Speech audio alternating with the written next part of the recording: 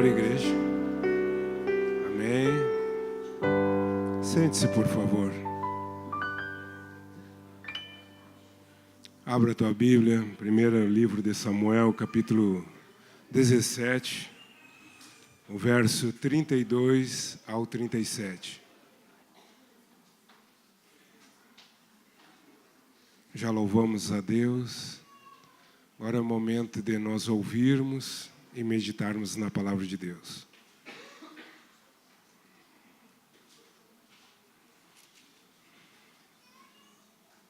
Primeiro Samuel, capítulo 17, do versículo 32 ao 37. Eu sei que já está exposto aqui, mas é bom, se você assim desejar, você acompanhar na sua Bíblia.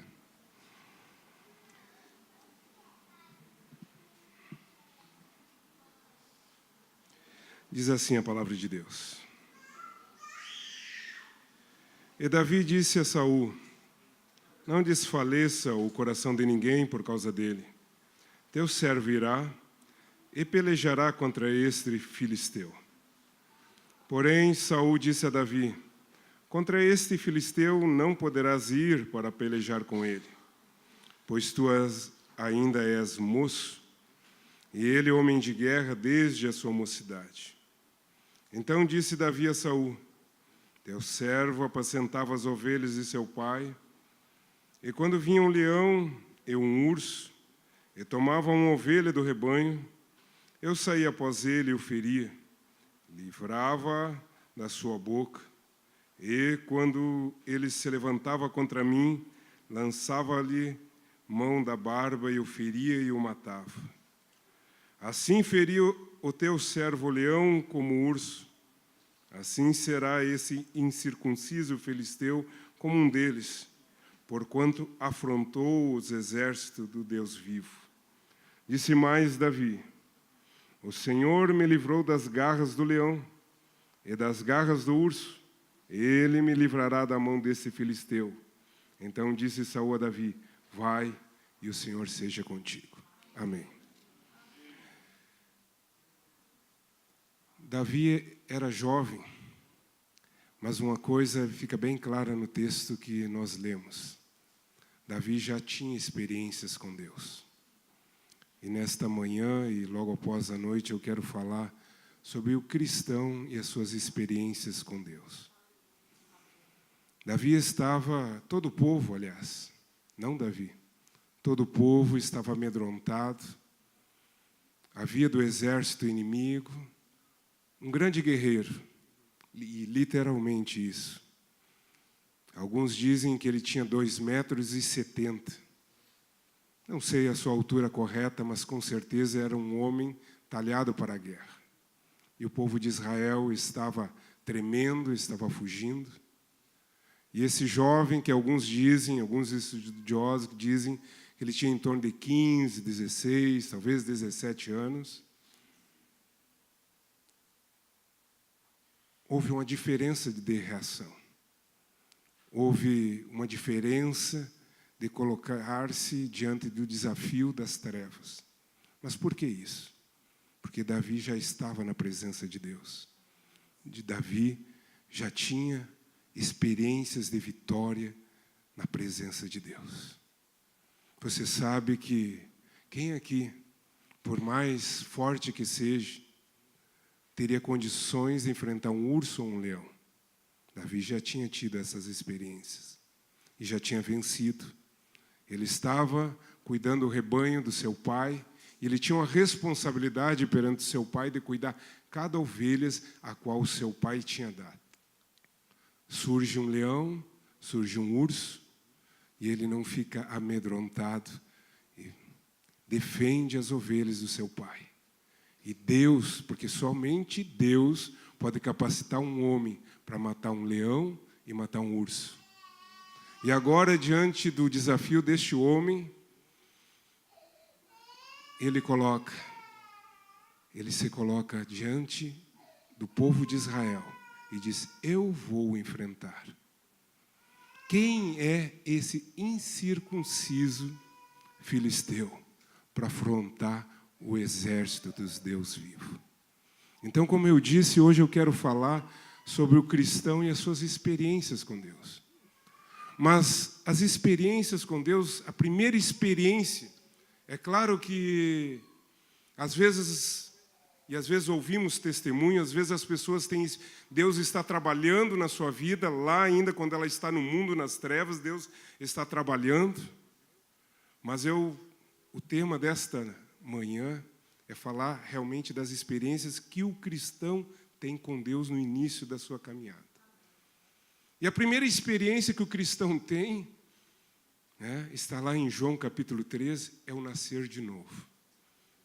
Você não começa a ter experiência com Deus se você não nascer de novo. Chega Nicodemos lá, capítulo 3, versículo 5. Entenda uma coisa. Quando os fariseus foi uma seita tão forte que, se você observar Israel até hoje com outro nome, os fariseus ainda estão presentes dentro de Israel. E para o fariseu, a sua salvação estava guardada no seu bolso. Se fosse uma calça semelhante a essa, era diferente. Quando Nicodemos chega para Jesus e à noite, ele chega não querendo salvação, porque como fariseu ele se considerava justo diante de Deus.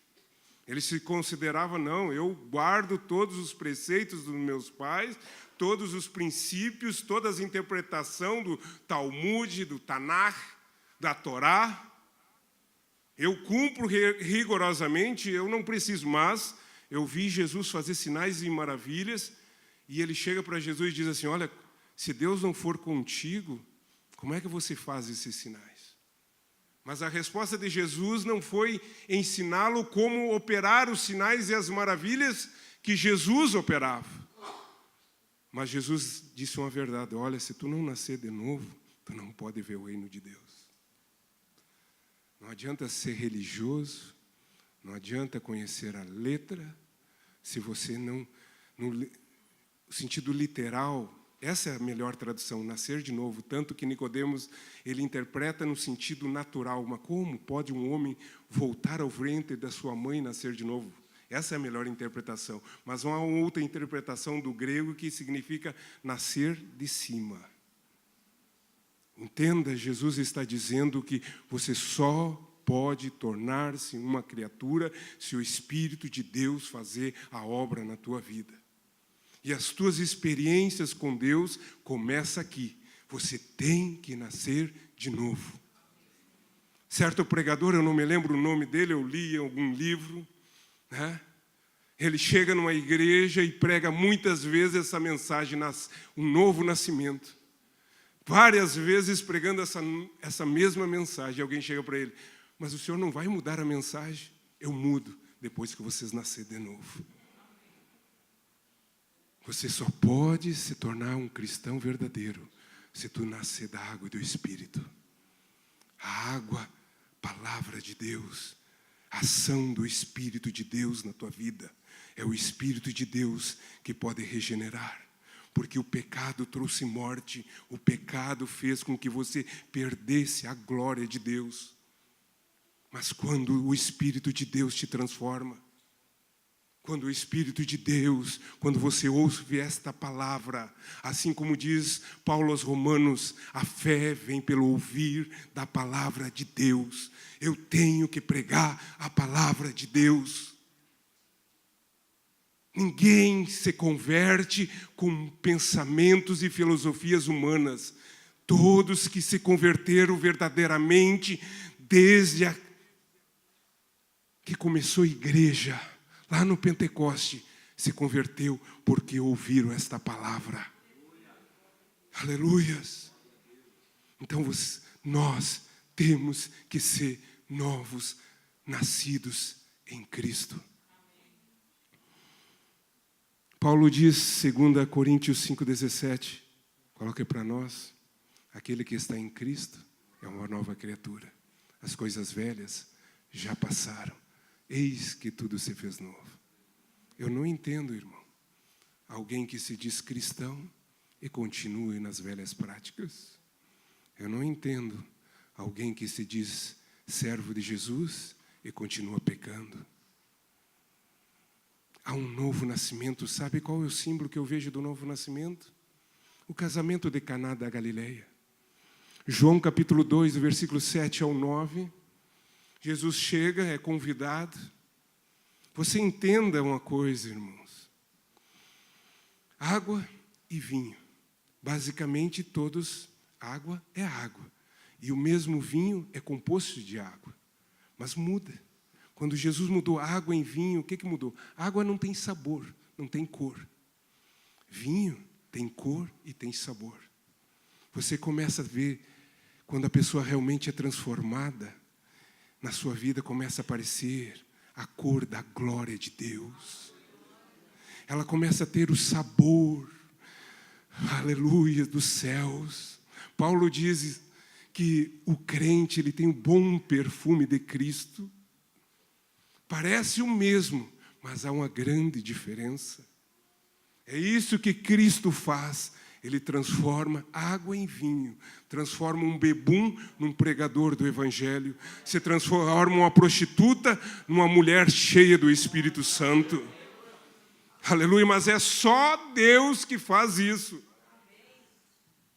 Eu não sei como é que está esse irmão, eu já dei esse testemunho, já falei sobre isso porque eu vivi esse iniciar da sua vida cristã. Não sei se ele está firme, mas eu me lembro do irmão que era barra pesada, embora tivesse um bom emprego. Certa vez leva um tiro na perna, é socorrido por uma irmã idosa. E a irmã idosa começa a pregar para ele, e ele diz: minha senhora, eu agradeço o socorro, mas eu nunca vou me tornar crente. Só que o que o homem diz não é o que Deus diz.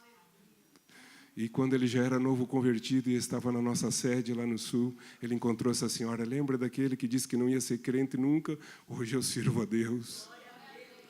E quando ele pregava para o pai e dizia: pai, o pai era ateu e dizia: me mostra uma prova da existência de Deus. Pai, olha para mim, você sabe o que eu era e olha o que eu sou. Porque Deus tem poder para transformar o homem. Aleluias. Já pregamos em presídio, já pregamos o ar livre. Quem dá crédito a esta palavra é o que o profeta Isaías diz: quem creu em nossa pregação, a quem foi manifestado o braço do Senhor. Às vezes acontece o seguinte: aquela pessoa que você acha que está quase se convertendo, nunca se converte. E aquele que você acha que nunca vai se converter, Deus faz com que se converta, para dizer que Ele é Deus. Não é assim, irmãos? Já aconteceu contigo? Pessoas que ouvem bastante, até são prontas para ouvir, mas nunca se convertem. E outras que são duras de coração. Deus trabalha, amassa o barro e transforma num vaso para a glória dEle. Porque Ele transforma água em vinho. E como é que se processa essa conversão? Conversão, a palavra diz, é mudança de sentido, de direção. Quando estamos no mundo andando segundo os pensamentos da carne, segundo as inclinações da carne, segundo os pensamentos do mundo, e os pensamentos do mundo, se você der ouvido às coisas que o mundo fala, com certeza você vai se afastar de Deus. Se você andar segundo o mundo anda, você vai andar longe de Deus. Se você praticar as coisas do mundo, você também vai estar longe de Deus. Porque o padrão bíblico, o padrão de Deus é um padrão santo. É um padrão que a palavra de Deus diz: sede santos porque eu sou santo, sede santos em toda a vossa maneira de viver. Mas como é que se dá esse processo? A primeira coisa, coloque para nós Isaías 6,5. É você se reconhecer que é pecador. Se você não se reconhecer que precisa de perdão, que você... Olha, esse texto é bem conhecido. É o profeta Isaías sendo arrebatado aos céus. Mas ele reconhece que estava perdido, que era um homem de lábios impuros, que habitava no meio de um povo de impuros lábios. A primeira coisa que você deve ter ao se aproximar de Deus é reconhecer que você precisa de perdão. O Espírito de Deus, ele nos convence da justiça, do juízo e do pecado. Esse convencimento, ele vem do Espírito de Deus, mas você não pode endurecer o coração. A segunda coisa, e é algo que João Batista prega em Mateus 3:2, Jesus prega em Mateus 4:17, e os apóstolos pregam em Atos 3:38, que é o quê? Arrependimento. Se você não se arrepender, se você não olhar para os teus pecados e dizer assim, Senhor, eu não quero cometer mais nada disso, nunca mais isso. Essa conduta, né? Deus faz, Deus brota em nós esse sentimento, abominar o mal, a odiar o mal. Porque, irmãos, entenda, Deus abomina o pecado. Deus odeia a imundícia. E a terceira coisa é confessar os pecados. Sem confessar. Lá em Romanos capítulo 10, diz que se tu creres com todo o coração e com a tua boca confessares, serás salvo. Você precisa expressar. Você precisa confessar. Em Israel, no tempo de Neemias, está lá em Neemias 9:2. Eu estou dizendo muitas referências bíblicas, você anote, depois você lê, não vai dar tempo para ler todas as referências. Há uma confissão nacional de pecados. Nós lemos muitas vezes 2 Crônicas 7:14. É necessário haver confissão de pecados. É necessário você consertar o altar. Sem consertar o altar, não desce fogo de Deus. Elias, lá no monte, no desafio que fez aos profetas de Baal, ele, primeira coisa que fez foi consertar o altar. E o conserto do altar passa pela confissão de pecados, para que o fogo da glória de Deus derrame sobre a tua vida. Aleluias! Você confessou. E agora vem o próximo passo. É deixar, é abandonar. Está lá em Isaías 55:7. Você tem que, aquilo que você praticava, não pratica mais. Aquilo que você... É como disse, acho que é Paulo aos Filipenses. Ele está dizendo para uma igreja, acho que é aos Filipenses. Aquele que mentia, não minta mais. Ele não está dizendo para o ímpio que tem essa prática. Aliás, lá no último capítulo do Apocalipse diz que, né, todo que ama e pratica mentira, o lugar dele não é no céu. Quem é o pai da mentira? O diabo. Não tem mentirinha ou mentirão. Tudo é mentira. E às vezes as pessoas vêm com mas se... Que nem um colega veio para mim dizendo o seguinte, mas se fosse para salvar uma vida, você não ia mentir? Olha os ardis, as ciladas do inimigo. Não existe meio termo. Ou você é da verdade, ou você é da mentira. Tem gente que tem que ser liberta da mentira. Eu já encontrei crentes que, misericórdia, que mentia mais que o ímpio. Precisa ser liberto, precisa mudar a sua vida. E aí você confessa, você deixa, e aí você alcança o perdão dos pecados. E essa experiência do perdão dos pecados, irmãos, que experiência maravilhosa. É ou não é? Você sentir que o sangue de Jesus Cristo foi derramado sobre ti, e já não tem, você vai expulsar um demônio, e o demônio não pode te acusar de nada. Porque Jesus já te perdoou e o demônio sabe que você foi perdoado, porque o demônio vê muitas...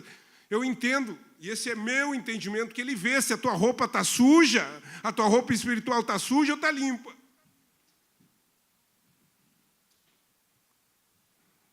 Louvado seja o teu nome. Louvado seja o nome do Senhor. O nome do Deus Todo-Poderoso, e receber o perdão dos pecados. Não há nada mais lindo. Aleluia, que coisa linda. É quando o pecador se arrepende, confessa e é perdoado.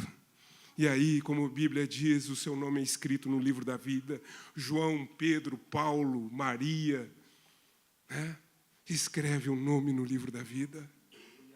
E outra coisa que a pessoa recebe, ela é perdoada, o seu nome é escrito no livro da vida, ela recebe o selo do Espírito Santo como carimbado, que é propriedade de Deus. Agora tu me pertence, como diz lá no profeta Malaquias, tu é possessão particular, peculiar minha, e quem está na minha mão, ninguém vai arrebatar. Aleluias! Você pertencia ao diabo, mas agora perdoado dos teus pecados, tu pertence ao Deus Todo-Poderoso. E que coisa boa é pertencer ao Deus Todo-Poderoso. Aleluias.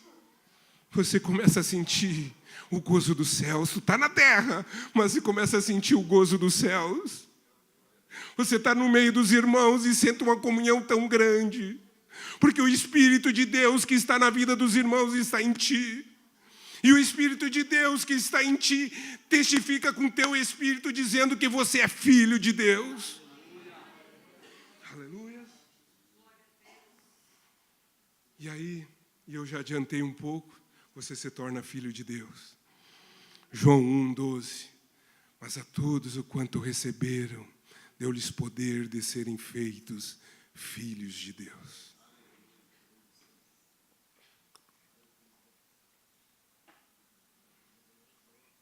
O novo nascimento passa por tudo isso. Aleluias. Se você não experimentou ainda o novo nascimento, está na hora. Aleluias, na hora da oração, entrega a tua vida para Jesus. Reconhece Ele como Senhor e Salvador da tua vida. E você vai nascer de novo, porque o Espírito de Deus está aqui. O Espírito de Deus. Jesus morreu pelos teus pecados. E Jesus quer fazer uma grande obra na tua vida.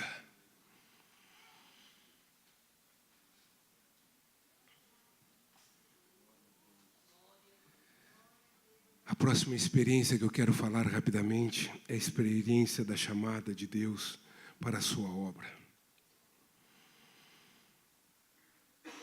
Esse texto, a irmã procura ali, Isaías capítulo 6, a irmã coloca o versículo e diz assim: quando Deus disse, quem irá por nós? A quem enviaremos? Coloca esse texto, eu não me lembro qual versículo. O 8, isso, o 8, coloca para nós, faz favor, obrigado, irmã.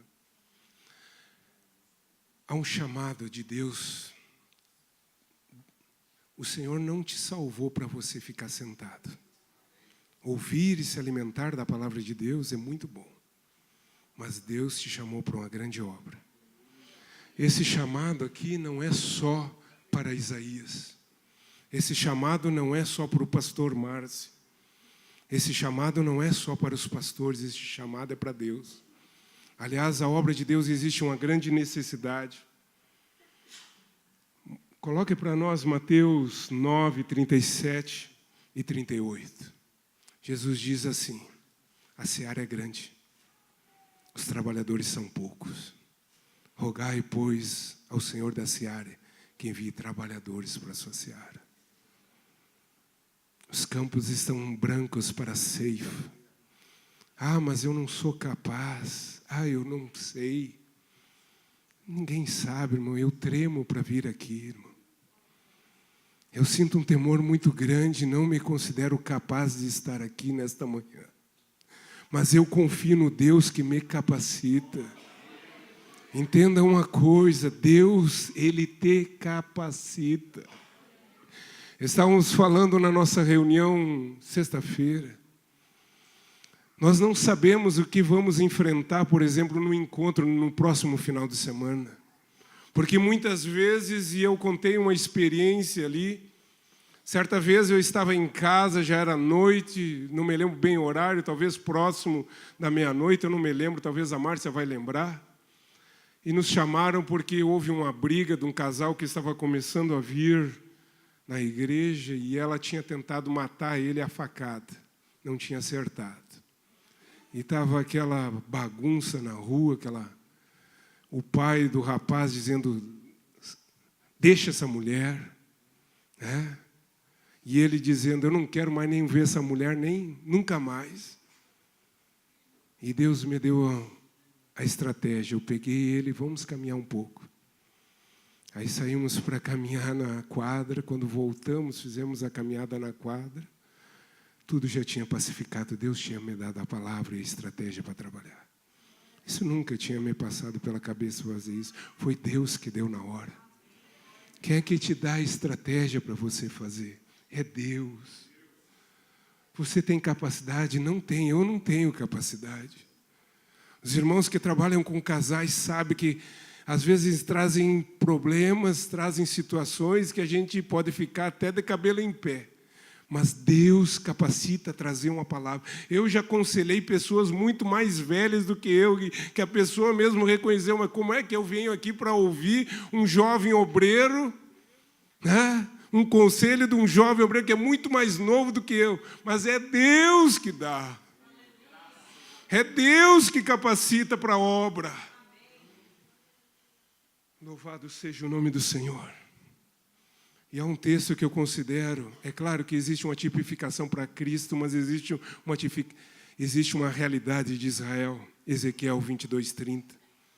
Quando Deus, coloca para nós Ezequiel 22:30, quando Deus olha e diz, eu procurei um homem que tapasse o muro. E a parte triste desse versículo, Deus está sempre procurando alguém que tape o muro.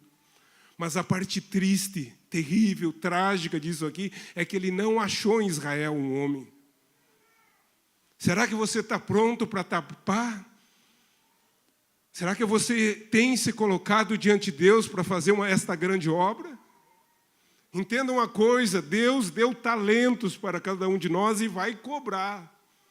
Eu brinco, tem alguns irmãos, mas só que a quem muito é dado, muito é cobrado.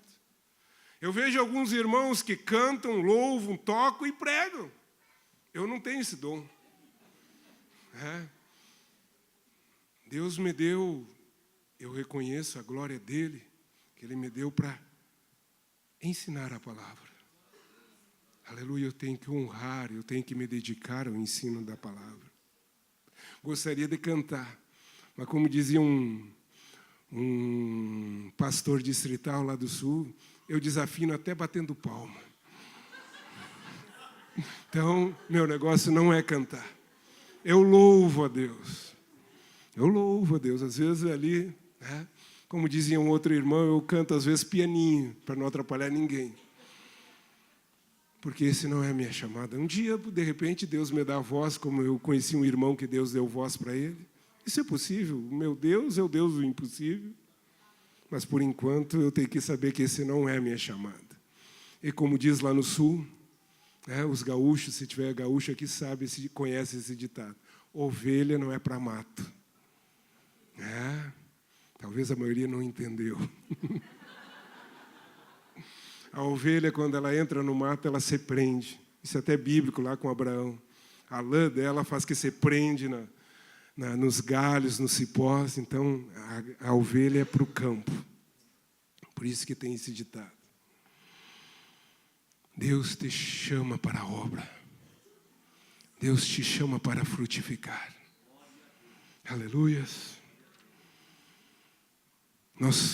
Não vai dar tempo, 1 Coríntios 12, do 12 ao 21, fala nós como membros do corpo de Cristo. Sabe qual é um problema que às vezes acontece na igreja? É que a mão não quer ser mais mão, ela quer ser pé.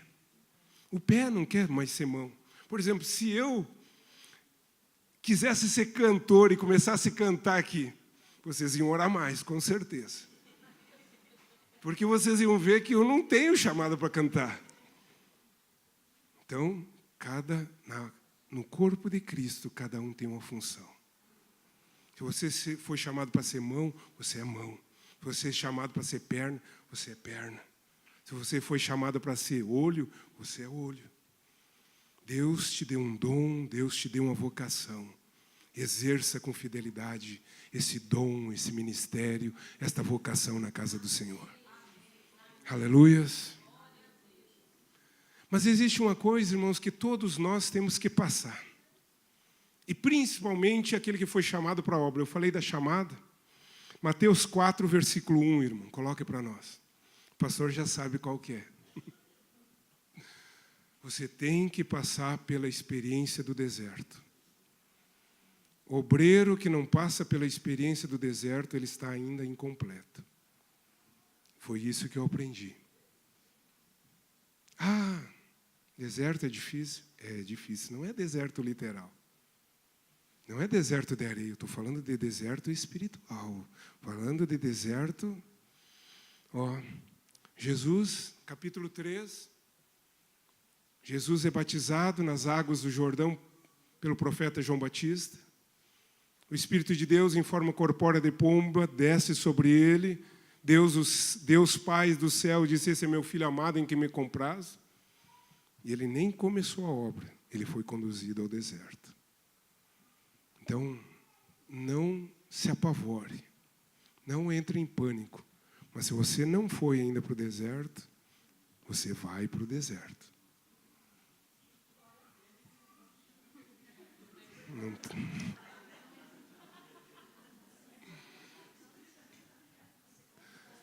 E vou te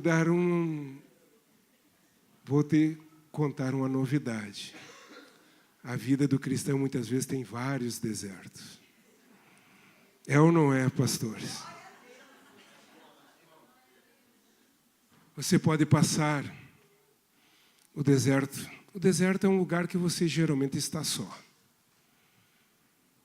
E o deserto tem uma característica, o deserto físico, por exemplo. Você está num deserto cheio de areia. Você olha para frente, o que você vê? Você olha para a esquerda, o que você vê? Para a direita? Para trás? Qual o único lugar que você olha e não tem areia? Esse é o sentido do deserto. É o momento que Deus vai trabalhar na tua vida para você parar de olhar para os lados e começar a olhar para Ele.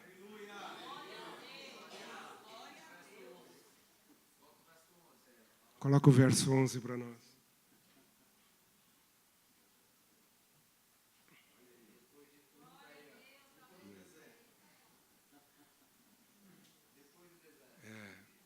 Mas tem um momento, irmão. Eu gosto muito.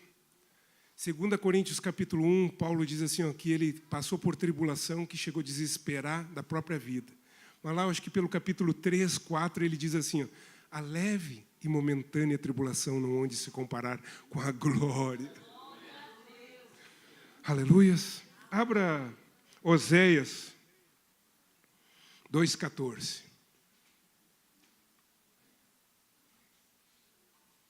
Que vai confirmar o que eu disse, que é o lugar que Deus te leva só para olhar para Ele. Olha o que diz, é claro que o contexto desse texto está falando com Israel na desobediência. Existe duas coisas Deus pode te levar para o deserto, na desobediência, como é o contexto desse texto, ou no contexto de preparação para algo grande. Tá? E Deus avisa. Lembro uma vez, estava trocando de quartel, e estávamos numa campanha, lá na nossa congregação, e o pastor que estava pregando, você vira para mim, você está indo para um lugar que você vai passar grande tribulação no trabalho. E quando Deus fala, é porque Ele prepara. E não deu outra. Quando é Deus falando, e realmente eu passei. Então, muitas vezes, portanto, eis que eu a atrairei e a levarei para o deserto. Para quê? E lhe falarei ao coração. Quando Deus te leva para o deserto, é porque Ele quer ter um momento para te tratar. Só tu e Ele. Mas não se preocupa, pode doer um pouquinho no início. Pode doer um pouquinho. Mas é tudo para um propósito divino. Deus não faz nada à toa na nossa vida, irmão. Romanos 8, 28. Todas as coisas cooperam para o bem daqueles que amam a Deus. Você, às vezes, está fazendo algo de bom e leva uma lapada. leva uma bordoada. E às vezes você quase, não pode murmurar, você quase começa, né? E aí e o diabo assopra no teu ouvido, murmura, reclama. E aí você abre os lábios e diz como Jó, né? No saí do ventre da minha mãe e não voltarei. Louvado seja o nome do Senhor. Não abre quando Deus te levar para o deserto, não é lugar de murmuração. Não é lugar para você reclamar, é lugar para você louvar. Nós vimos aqui a irmã que sai de um câncer para uma outra enfermidade mais grave. E não, eu vou exaltar o meu Deus. E quantas vezes com um ventinho, não é nem uma tempestade, não é nem um furacão, é quase uma brisa e nós já estamos reclamando. E uma coisa que eu aprendi, irmãos, baseado nessa palavra do apóstolo Paulo, da leve e momentânea tribulação. No momento que a gente passa, está na tempestade, está no deserto, parece que nunca vai acabar. Mas depois que passa e Deus nos dá a vitória, parece que é leve e momentânea mesmo. Parece que é leve, a gente olha e passou.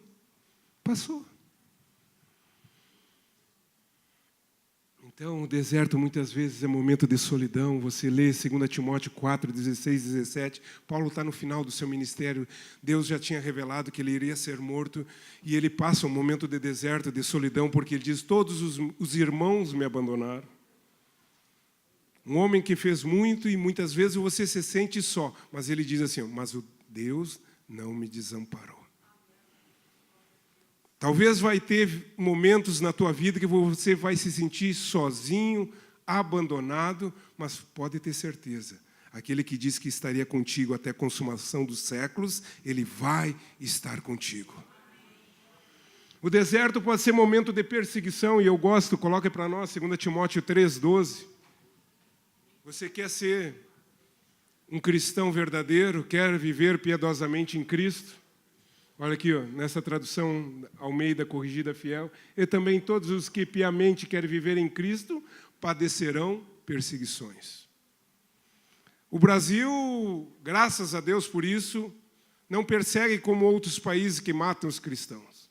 Mas isso não quer dizer que você não vai ser perseguido. Eu não estou falando se você está em pecado, você está errado, como a mãe que vai assistir o filho no 7 de setembro marchar no exército e olha a tropa e só meu filho que está de passo certo, todo mundo está de passo errado. Você não pode ser esse. Todo mundo me persegue, mas examine-se a si mesmo, você está errado. É você que está dando as tuas cabeçadas e está dizendo que todo mundo está te perseguindo. Alguém quer te corrigir, te trazer pelo caminho da palavra, e você acha que está... Não estou falando esse. Você fazendo de vítima. Eu estou falando aquilo quando você realmente está sendo perseguido, mesmo sendo fiel a Deus. É isso que o texto diz. Você é fiel, vive uma vida de piedade diante de Deus, e você é perseguido. Quantas vezes os meus colegas de trabalho caçoavam por eu ser cristão? Quantas vezes, mas deixe que caçoem. Mas chega um momento que eles começam a te respeitar e quando você chega perto deles, eles mudam de assunto porque eles respeitam a autoridade de Deus que está na tua vida. E quando eles estão em dificuldade, quem é que eles vão procurar? É você que eles vão pedir socorro, porque você tem uma palavra de Deus para a vida deles. Louvado seja o nome do Senhor. Existe um momento da tentação. Tiago fala que nós somos tentados pela nossa própria concupiscência. É verdade. Pelas nossas próprias fraquezas. O apóstolo Pedro fala que o diabo anda ao redor procurando alguém tragar, como um leão. Paulo, ele diz que Jesus tinha livrado da boca do leão. O que o leão faz quando ataca? Eu preguei isso esses dias atrás na quinta-feira à tarde. O que o leão faz? Ele estraçalha, ele mata. Aliás, o felino, quando ele ataca, ele vai direto na jugular. Pode ver. O leão, quando ataca, assista algum vídeo. ele ataca direto porque ele quer matar. O diabo, ele não espere misericórdia de Satanás. Ele vai para te atacar. Mas também a palavra de Deus tem promessa. O anjo do Senhor acampa-se ao redor dos que o temem e os livra. Aleluias. Há um momento de tentação em Jesus lá em Mateus 26, 41. Mateus 26, 41, ele diz: vigiai e orai, para que não entres em tentação. Aliás, também na oração do Pai Nosso, o que diz a oração do Pai Nosso? Não nos deixe cair em tentação. O nosso adversário, ele observa, ele vê os teus gostos mundanos. Ele vê, ele observa os teus desejos carnais e é nisso que ele vai te tentar. É como a cidade antiga, lá no tempo da Bíblia. Quando o exército vinha para derrubar aquela cidade, o exército inimigo ia procurar o ponto fraco nas muralhas para atacar ali. O nosso adversário vai te observar. E muitas vezes o deserto é um momento de grande tentação que tu está passando. Mas vigia e ora e busca fortalecimento no Deus Todo-Poderoso. E Deus vai te dar vitória. Ser tentado não é pecar. Ser tentado não afasta a presença de Deus da tua vida. O que afasta a presença de Deus da tua vida é pecar. Coloque para nós Salmo 63, 3.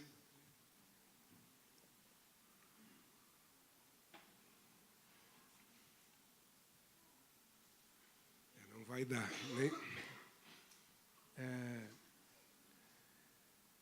Esse texto, numa outra tradução, diz assim: porque a tua graça é melhor que a vida, ou porque a tua benignidade. Se não me engano, o pastor vai confirmar, no hebraico é hesed, que tem esse sentido de misericórdia, benignidade e graça.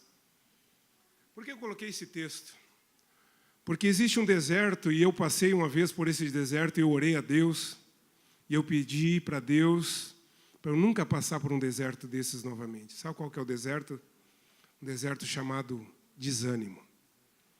E nesse momento que eu estava num desânimo muito grande, eu não estava em pecado, eu estava desanimado.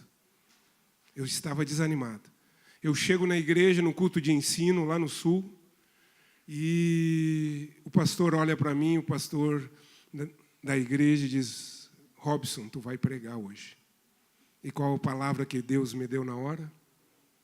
E eu desanimado ao extremo, Deus me deu esse texto: porque a tua graça é melhor que a vida. Aleluia. E Deus me deu revelação da palavra. Eu orei a Deus e Deus até hoje me atendeu. Eu não queria passar um momento de tanto desânimo na minha vida espiritual, porque era um deserto que Deus me colocou para me provar. Desânimo não é pecado. Desânimo muitas vezes é deserto. Amém? Mas lembre desse texto, porque a tua graça é melhor que a vida. Antes de tudo, a graça de Deus na minha vida e na tua vida não tem preço. Antes de tudo, a graça de Deus. Você não pode perder a graça de Deus na tua vida. É o que o salmista Davi disse no Salmo 51, não retires de mim o teu espírito, torna a dar-me a alegria da tua salvação. A graça de Deus, a presença de Deus na nossa vida. Não perca isso por nada. Não perca isso por ofertas do inimigo e do mundo. Aleluias. Eu vou ver se eu corro, pastor. O senhor me dá mais uns 5. Eu sei que já estourou o tempo, pastor. Mas eu estou quase na metade. Mas rapidamente. Mais 5 minutos eu vou tentar enxugar, se o senhor me permite. O crente tem que experimentar, ter a experiência da revelação da palavra. Esta palavra aqui você tem que amar. Coloque Salmo 119, versículo 18. Desvenda os meus olhos para contemplar as maravilhas da tua lei. Que coisa linda. Quando eu falei de Caná da Galileia, eu estava num culto, numa garagem, um culto, e o irmão leu esse texto de Caná da Galileia. E quando ele leu com palavra introdutória do culto, Deus me deu a revelação. Começou a me mostrar toda a diferença entre água e vinho. Quem é que pregou naquela noite? Eu. Qual mensagem que eu preguei? A diferença entre água e vinho. Que coisa linda, irmão. Você tem que ter essa experiência da revelação da palavra de Deus. Isso só pode ter essa experiência da revelação da palavra de Deus individual contigo, no teu devocional, no teu tempo com Deus, se você lê a palavra. O Espírito de Deus só vai lembrar daquilo que você leu. Então passe por essa experiência. Existe a experiência da guerra espiritual. Nós falamos algumas experiências que tivemos lá no sul, dias atrás.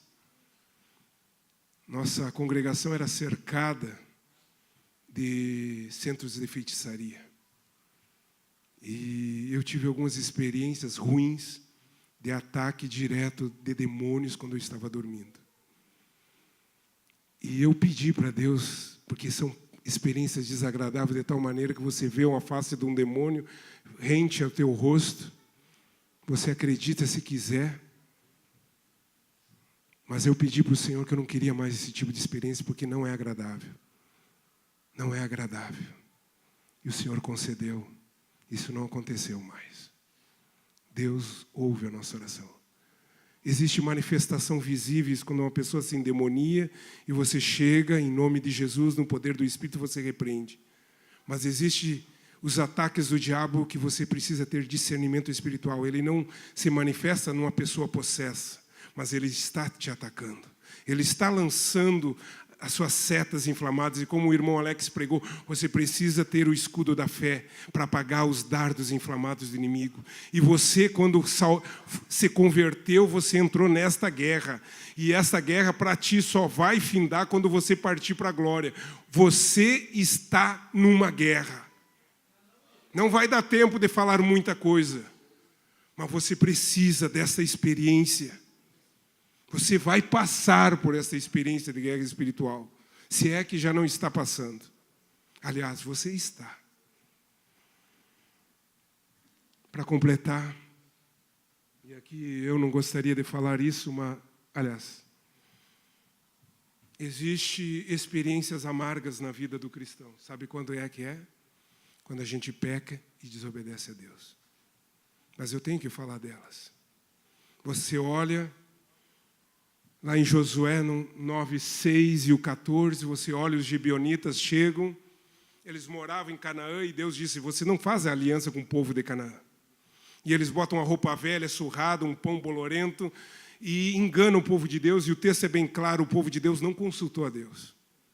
Todo crente, quando vai tomar uma decisão e não consulta a Deus, existe um grande perigo, uma grande probabilidade de errar. E aí você tem experiência amarga. E aí existe ainda alguns, como diz no livro de Provérbios, eu procurei esse texto e não consegui encontrar, talvez um dos pastores, algum dos irmãos saibam, que o homem perverte o seu caminho e é contra Deus que ele se ira. O homem faz as coisas erradas, toma as decisões. Eu já vi crente tomar decisões erradas e depois ficar bravo com Deus. Deus, por que deixou isso acontecer? Mas foi tu que escolheu errado. Você olha experiências, é claro que a vida do cristão, às vezes Deus permite algumas coisas que podem aparentar derrotas, mas isso vai se transformar em grandes vitórias. Mas existem derrotas, como aconteceu em Ai, havia pecado no meio de Israel e o pecado traz derrota. Davi pagou um alto preço, porque pecou. Então, irmão, como nós olhamos, já falamos, vigia, ora, para evitar. Provérbios 19:3, coloque para nós, faz favor. E há um outro texto também de Provérbios 14:12, que há caminhos que parecem direito ao homem, mas levam a caminhos de morte. A estultícia do homem perverterá o seu caminho. O que é estultícia? É o homem tolo, é a falta de sabedoria, mas o seu coração se ira contra Deus. Tá bom, irmãos? Vamos encerrar aqui. Eu gostaria de convidar você a se colocar de pé. Há uma outra experiência amarga que eu tenho que falar. Enquanto vocês, eu vou orar. Quer ver uma experiência amarga para a igreja? 1 Coríntios 11, do 27 ao 30. É quando alguém, hoje é Santa Ceia, quando alguém toca no corpo do Senhor como símbolo, é um símbolo, é verdade, indignamente, vai provar sono espiritual, morte espiritual e doença espiritual. E às vezes doença física. Irmãos, é muito sério. Se você olhar na maneira literal o batismo, né, se um homem carnal olhar, o que é o batismo? Ele está dando um mergulho num outro homem. É assim ou não é assim? Um homem natural, carnal. Mas quando aquela pessoa confessa Jesus, e quando o pastor, o obreiro ali, diz em nome do Pai, do Filho e do Espírito Santo, já espiritualmente ele está morrendo para o mundo, está nascendo para Deus. A Santa Ceia é a mesma coisa, irmãos. É por isso, irmãos, que uma vez eu estranhei, quando eu vi no Sul a primeira vez isso, eu não ministro Santa Ceia para crianças. Por quê? Porque Levítico 10:10, tarefa do sacerdote, é dizer para o povo o que é santo e o que é profano, o que é comum e o que é santo. A criança tem que saber, ela tem que se decidir por Jesus. Depois que ela decidir por Jesus, ela descer as águas, aí ela está pronta. Ela não é uma coisa comum. Santa Ceia não é uma coisa comum. Santa Ceia é santa, é algo consagrado a Deus. E aí, mas a criança inocente. Você sabe quando é criança inocente? A Bíblia não diz, até os 7 anos. Eu ouvi quando era criança nas assembleias. Não, até os 7 anos a criança é inocente. A Bíblia diz isso, pastor? Não diz. E o diabo tem feito através da mídia que essa inocência da criança se perca bem antes. Infelizmente, tem corrompido as nossas crianças. E muitos pais que não vigiam têm deixado os seus filhos serem corrompidos. E a criança perde a inocência muito antes. Quem é que pode dizer? E, aliás, a Santa Ceia é para a igreja de Corinto, uma igreja. E a Bíblia, a palavra de Deus diz, examine-se a si mesmo, o homem. Às vezes a criança não tem esse discernimento. Ela todos têm que descer as águas para depois participar. E tem que estar santo. Se você tiver brigado com a esposa, vai lá e pede perdão. Se você está sentado aqui, a tua esposa está sentada lá, vocês dormiram, como diziam, dormiram em X, né? Sabe, dormir em X? Casal brigado, um virado para um lado, outro virado para o outro, vai lá e pede perdão. Se você pecou em alguma coisa, você mentiu, você disse uma palavra torpe, pede perdão. Porque tocar no corpo e no sangue do Senhor é um símbolo, é verdade. Mas traz morte, se você não tiver dignidade. E eu não quero essa experiência para você. O pastor Márcio com certeza não quer essa experiência é uma experiência triste. Amém? Eu vou orar. Eu não sei se tem alguém aqui que ainda não entregou a vida para Jesus. Mas hoje tem oportunidade. Se você quiser, passe à frente. Eu tenho que fazer esse convite. Eu tenho, como diz, me dado esta obrigação. Se você quer receber Jesus como Senhor e Salvador da tua vida, esta é a oportunidade. O segundo convite que eu faço nesta manhã é que se você quer ter mais experiências, eu não falei de uma experiência, mas talvez à noite a gente vai falar sobre as experiências sobrenaturais de Deus. Aleluia. Se você quer ter experiências sobrenaturais, nós estávamos aqui com os jovens às 7h30 da manhã. Dias atrás, jovens foram batizados no Espírito Santo, outros tiveram visão. São experiências sobrenaturais que Deus dá para quem buscar. Mas você tem que estar no fogo. Tem que vir aqui onde tem fogo. Em casa, dormindo, não adianta. Tem que acordar cedo, estar com sono. Eu estava bocejando aqui, mas eu estava aqui. Quantas vezes na vigília, eu às vezes brinco, eu sou fraco de vigília, porque eu tenho que brigar contra o sono. Passou da meia-noite, eu começo a pescar. Mas quantas vigílias, irmão? Você tem que estar onde o fogo está, irmão. É nas vigílias, é nas consagrações. Aleluia. Você quer poder de Deus na tua vida? Tu tem que vir. Amém. Vamos orar. Pai, no nome de Jesus eu oro. Eu levanto as minhas mãos, tu sabes todas as coisas. Eu ministrei a tua palavra. Perdoe-me, Senhor. Eu passei do tempo que foi me dado, Senhor. Mas eu procurei, Senhor, pregar a tua palavra. Deus, que o teu Espírito comece a trabalhar nas vidas, no meio da tua igreja. Oh, Senhor, começa a trabalhar, começa a dar experiências para o teu povo. Como Davi, Senhor, ele estava preparado para enfrentar aquele filisteu, porque ele já tinha experiências contigo. O Senhor nos prepara, o Senhor nos dá, é um crescimento espiritual a cada dia, para que possamos enfrentar maiores desafios e estarmos preparados, Senhor, e vencermos em Teu nome, Jesus.